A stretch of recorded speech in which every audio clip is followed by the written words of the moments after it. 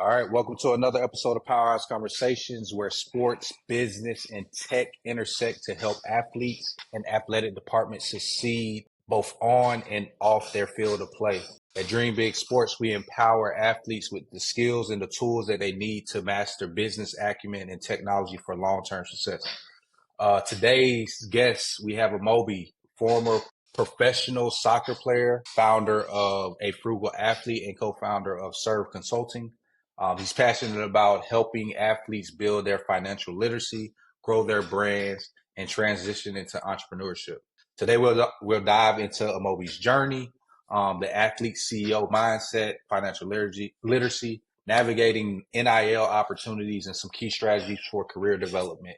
Moby, thanks for coming on. I appreciate it. I know this has been in the works since we first met about a year or so ago out in LA. So definitely thank you for coming on. Nah, thanks for having me. And it's like you said, the first time we met, but we had known each other from before. It's just the Yep. power of network, and Yep. it's a pleasure to be on. You're doing some amazing things, and I'm happy to share my story. No, absolutely. Absolutely. So we'll start with just your journey from becoming from an athlete to an entrepreneur, transitioning from professional soccer to entrepreneurship. It's not easy, but tell me about, how you began to prepare for life after sports during your playing career.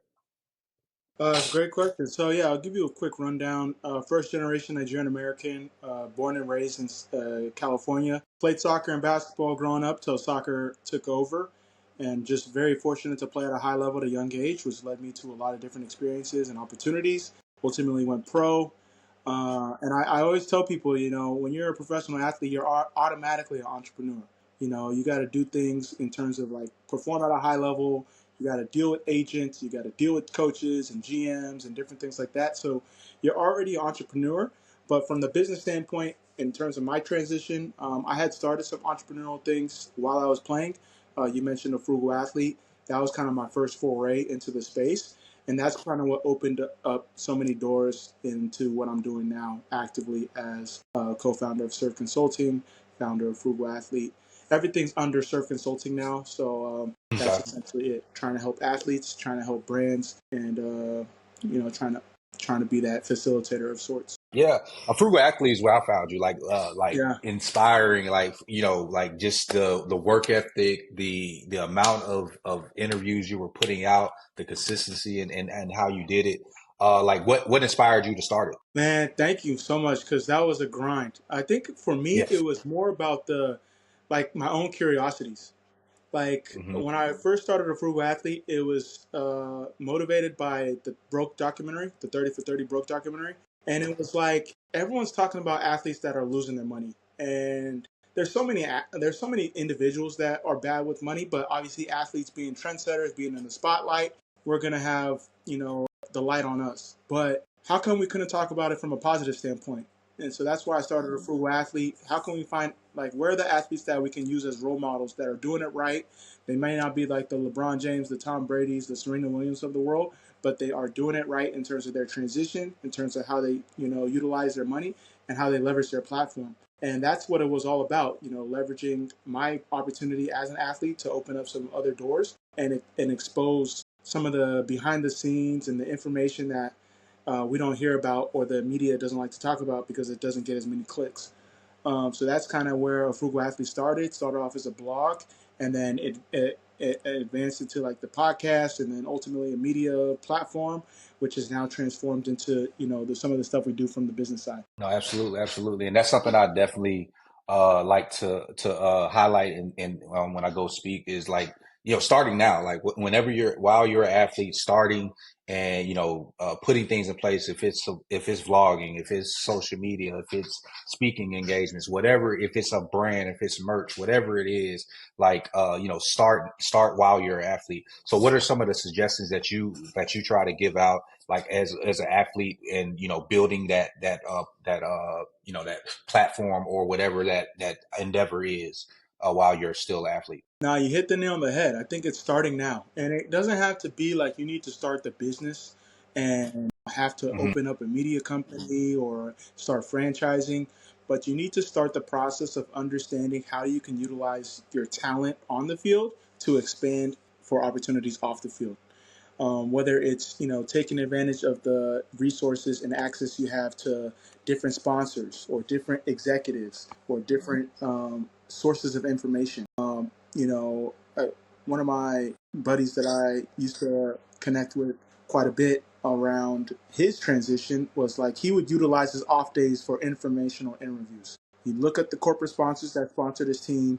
He would work with his team admin to coordinate, how to get in touch with them. And every Tuesday, because in NFL, I guess Tuesdays were their off days, he would make sure he'd spend, an hour, 30 minutes to an hour every day trying to have a conversation with somebody. And that's perfect if that's, your cup of tea. If you want to go more, obviously you can do a little bit more.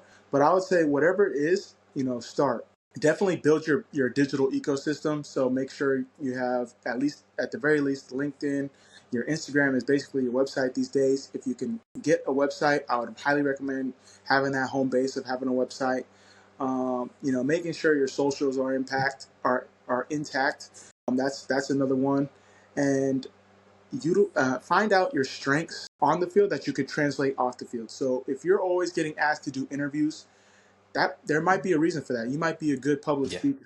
You might be Right. well spoken or eloquent. What are some things that you can do off the field that fit to that mold? Public speaking, motivational speaking, broadcasting, vlogging, media. So that's one. Are you someone that's always connecting the different cultures on the team? So, for example, as a soccer player, it's a global game. We were connected with people from all over Latin America, Africa, Europe, Eastern Europe, Asia, North America, different parts of North America. That involves being able to, not only build a team, but understand different cultures, to understand network. What are some things in the corporate space that fit to that mold of being able to network and be able to get along with different folks? And find those different type of roles or different types of opportunities. Some people think of that as like maybe an agent. Some people think of that as customer success. Some people think of that as strategy and ops. But things that you do on the field easily translate over to off the field. You just gotta find time to sit down and allocate and really dive into what that might be. No, for sure. I think you just dropped the gem for everybody, right? Just even with the from the standpoint of like your team sponsors and just doing information, like I think that is so key for different athletes in the sense of like you have the access and the network right there in front of you. So taking Already. advantage of that and like just hitting them up and having that conversation like, hey, I play for the team that you sponsor. Like I would love to just come in and just talk to you a little bit about what you're doing. It could lead to a job, it could lead to sponsorships, it could lead to whatever it may be. But it's relationships that you're building, and and the one thing about that is that person may go somewhere else.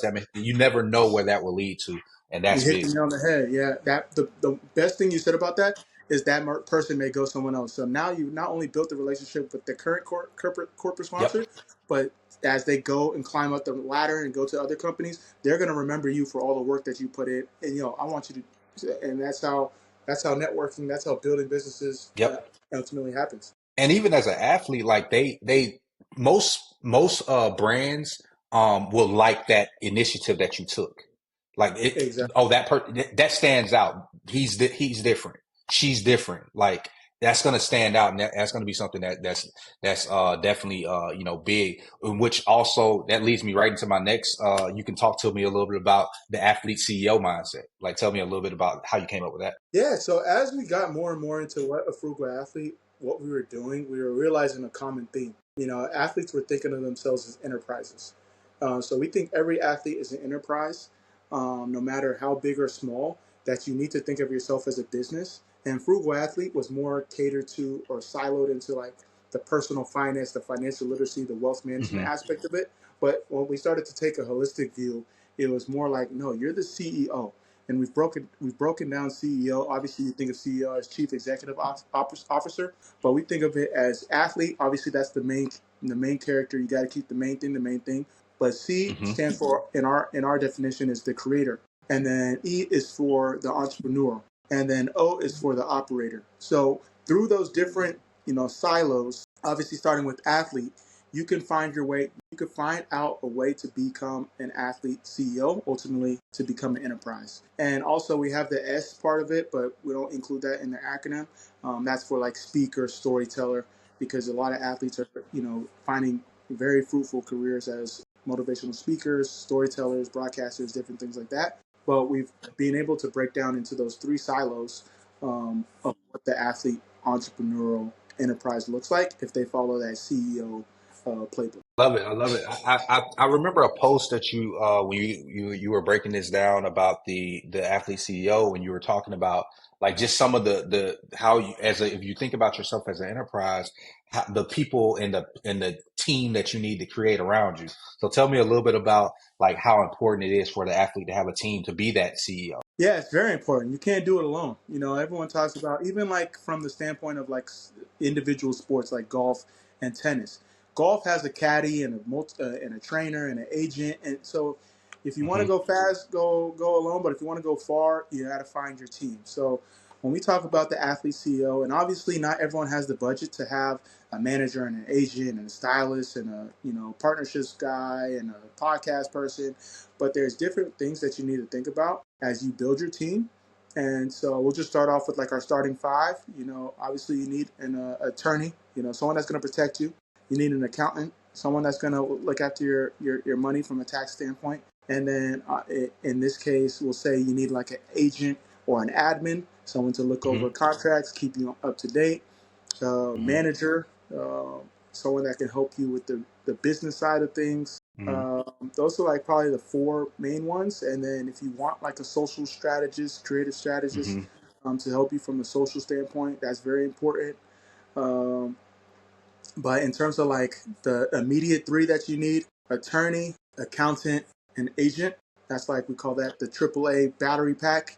But then within that, it gets so expansive based on how you want to go about Yeah. it.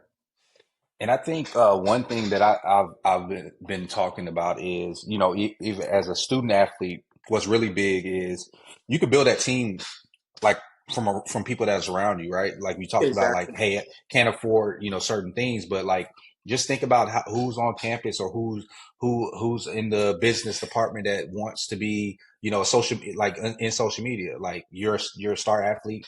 Hey, go pull this person along. Especially when you're at smaller schools, you may, like you said, you may not have the budget where the big agencies are coming after you, but you can build that team with people that are beside you. And then the one thing about that is also you're building a team of people that you can trust and they grow with you, right? So Exactly. now you don't have people that are coming in just to try to take advantage of you. You built a team that's gonna that of people that are hungry and ready to hustle, and they're learning and growing with you and growing with your brand. So I think that's important as well. No, yeah, you hit the nail on the head. Just like you can't always network up in terms of trying to figure out, Yep. people. You got to network across. So even if you're on campus, you go to the grad school program, and you're like, yo, any Hmm. incoming lawyers that want to look over contracts, or you go to the film school and say, oh, I'm looking to build up my YouTube channel. I'd love for anyone. Obviously, you got to work out agreements with them and stuff like that. But Yep. when you build together, the process is just a little bit sweeter. Yep. Yep. Nope. I love it. I love it.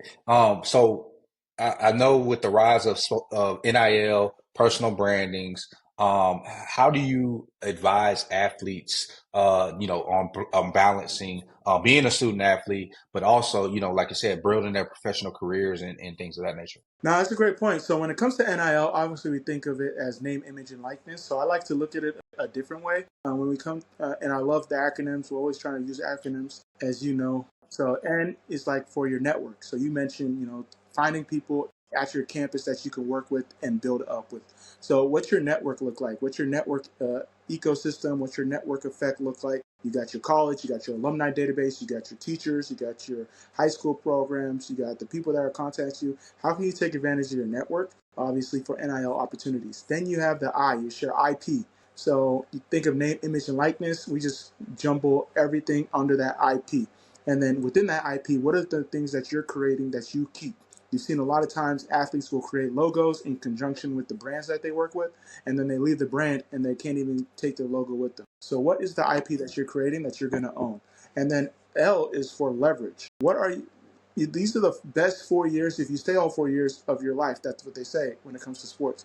You got an ingrained data, like you got an ingrained fan base already from your school. Yep. You got, Yep. the balance of not having it when it's like a well, now it's starting to get like to the pro level, but you have 4 years to like make it the best 4 years of your life. Obviously, with NIL now, it's a little bit based on performance, even more, where they can revoke your NIL money and different things like that, your collective money. But how are you leveraging the eyeballs that are on you automatically? And so that's what we talk about when it comes to when we speak to student athletes in terms of how to take advantage of NIL, to just think of it differently and not just say, all right, what are the collectors going to pay me? What's the school going to pay me for coming here? It's like, no, how can I take advantage of this network and utilize my IP to leverage opportunities? Um, and it's really just tapping into that CEO mindset. You have a head start because you're going to be able to start earlier with NIL, giving you the opportunity to even start in high school in some states. So obviously, in hindsight, I'm kind of jealous that these student athletes have this opportunity, but they also have a lot of pressure too. You know, they have a lot of pressure, and then a lot of them are, you know, overcompensating to try to make as much money while they're in college. And I know some athletes don't have the future of playing professionally, so they want to utilize and maximize the opportunity that Yep. they have now.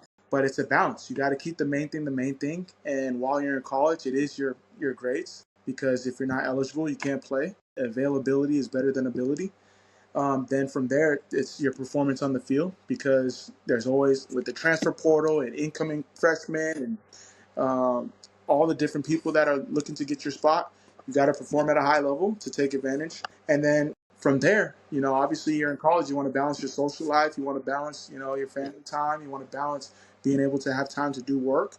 So if you have a heavy course load and then you're in season, but then you have all these deals that you got to continue to build the deliverables on, it's going to be Yep. very tough. So that's why you need your team in place. That's why you need to be organized. That's why you can't just sign every deal just to sign it. There's a lot that goes on behind NIL that not a lot of people see, and Yep. I'm glad we're talking about it as you brought up that great point. No, I think that's a really good point, because you got to like, it's always said like, man, I wish that, you know, we had NIL, but then when you start thinking about and talking about all of the things that they have to deal with on a day-to-day basis, especially when you're at that level, while still going to school, while still going to class, and still, you know, like you said, the transfer portal is another thing, because now you're talking about, okay, I'm fighting for my, like, literally my job Yeah, to a certain extent. every Like I'm fighting semester. every semester, every year, every, like, so it's a flip side of like, okay, everybody's looking at, oh, well, they're just jumping from team to team on from you know, from money to money, like whatever, whoever gives the most money. But then it's like, okay, well, you have to balance it. You have to balance what you know, what the right opportunity is for you to play, to stay on the field. You have to balance all these different things, and I think that's important to understand. That they are tasked with a lot.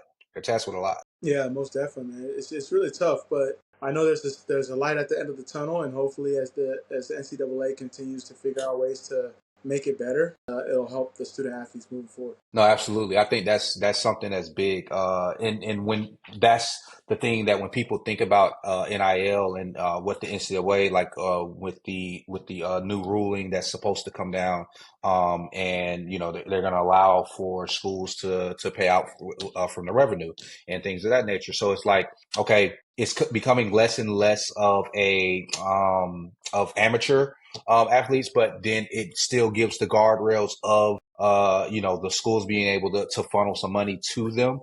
Because as if we're keeping it real, then it's really the top percent of athletes that are getting true NIL deals with deliverables, and then most of the opportunities is coming from you know, collectives and things of that nature. While if you take your mindset of, hey, take ownership of it, and then you're going and finding your own opportunities and you're building your own brand, that's where the sweet spot of, like, you know, you're building yourself, you're positioning yourself for long term, and for opportunities afterwards. And I think that's really big. No, yeah, exactly. And you're gaining so many skills in the process too, Yes. that Yes. you can take into your next profession, whether it's on the professional ranks in the sport or into the corporate space or entrepreneurship space, whatever you fall into.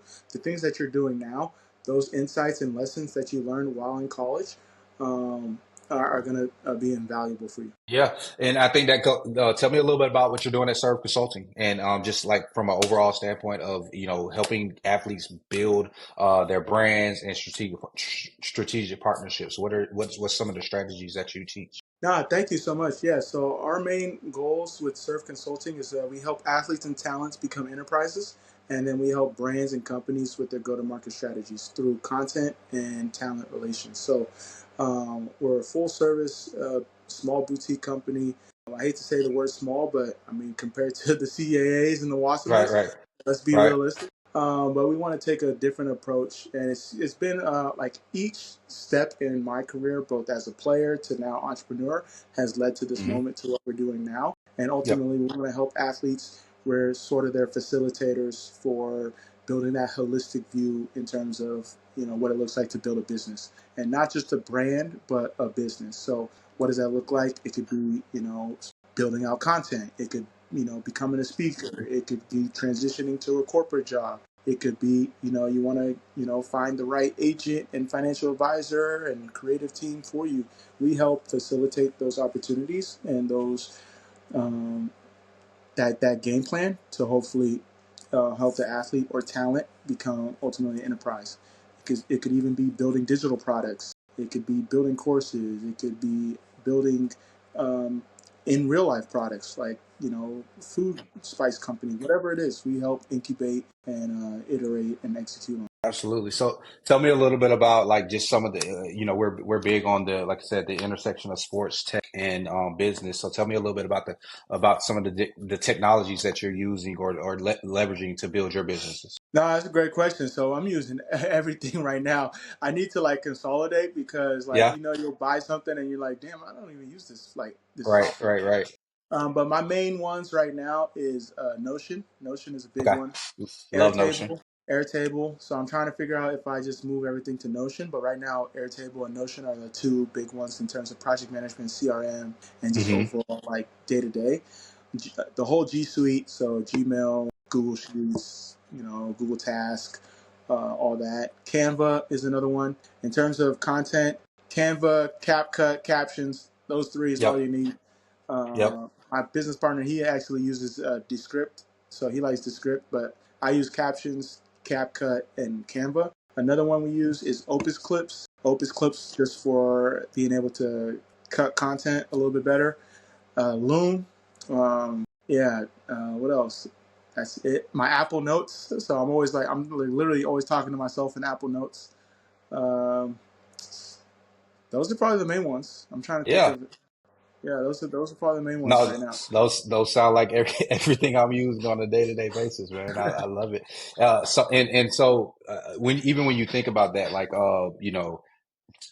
creating your tech stack, right? So, Yeah. as a student athlete, you have to use these things to make your life a lot easier. Like you said, Yeah. using Notion as your second brain, like housing all your information that you need, and then even Notion AI and being able to Game put all changer. your stuff, I didn't even game say I didn't even changers. say Chat GPT. Yeah, absolutely. Yep, Yeah, we use Chat chat GPT a lot. chat GPT, and that's what I'm using a lot to just build certain things. So I have them side by side, chat GPT and then Notion, and I send it off to my virtual assistant and stuff like that.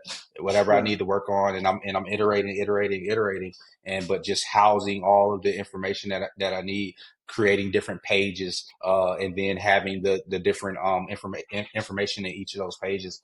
It's a game changer, and then being able to use that to create the content.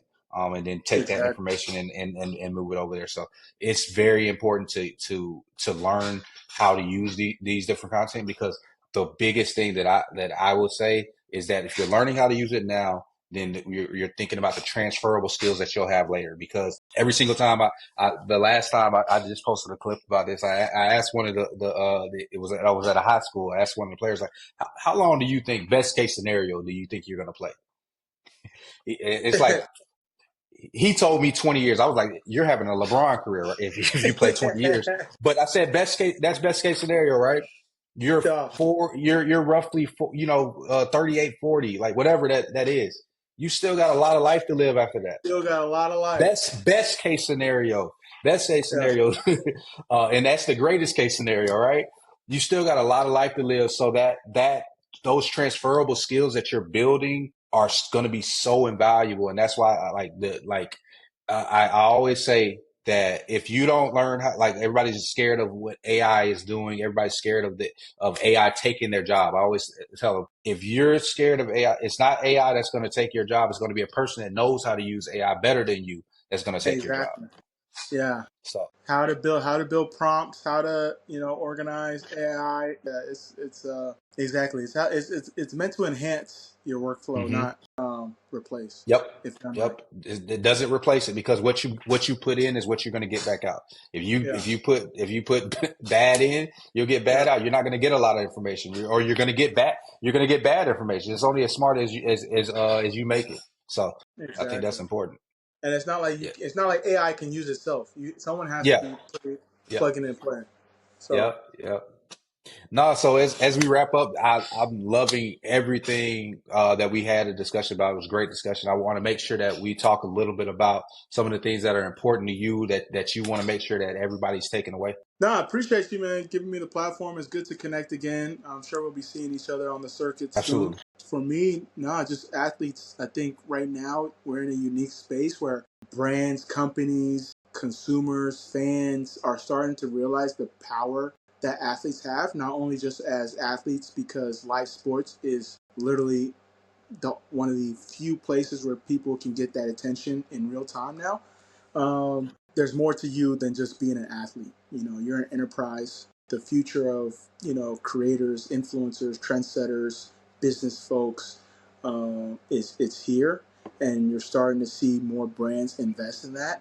So I would say find ways to utilize and own your own IP. So whether it's creating a newsletter, YouTube channel, things that are a little bit more sticky than just like the TikToks and the Instagrams of the world. Not to say don't take advantage of those platforms, but in order to, really build something sticky, you got to find a way to own and have more integration within your own stuff. So whether it's a newsletter, like a YouTube channel, series that you create, logos, digital products, what are things that you own in that realm, and then continue to highlight your story, continue to share insights, continue to double down on your domain expertise. I think a lot of people talk about sports, but it's important to remember the fact that you're elite. Like there's everyone can't go and play at a top college. Not everyone's a professional athlete.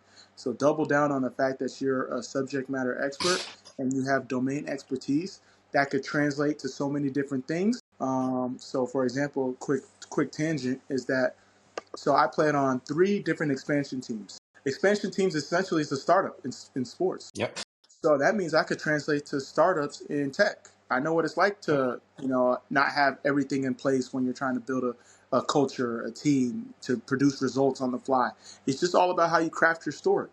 You Yep. know, what does it look like in terms of sports media, sports tech, sports real estate, sports private equity, sports properties? These are all things that you automatically kind of know. It's just how do you talk about it from your standpoint as a thought leader, subject matter expert. No, that's perfect. That's a perfect way to end it, man. The storytelling, like how you view how do you take what your experience throughout your career, and how do you tell that story for the rest of your life, right? Just anytime you've had an interview, anytime you go talk to somebody, how are you able to take what your experience and the path that you went, and be able to tell that story clearly, concisely, and something in a way that's going to be engaging for people to be able to latch on to you and like you, because people do business with people and they need to connect you with you as a person. So that's important. Yeah, exactly, man. So, man, thanks again, man. It's great to connect with you again, and appreciate you having me. Absolutely. So thank you all for joining us for another Powerhouse Conversations brought to you by Dream Big Sports. Make sure you like, subscribe, and stay tuned for more insights on sports, business, and technology. Follow us as we help athletes succeed on and off their field of play. Thanks.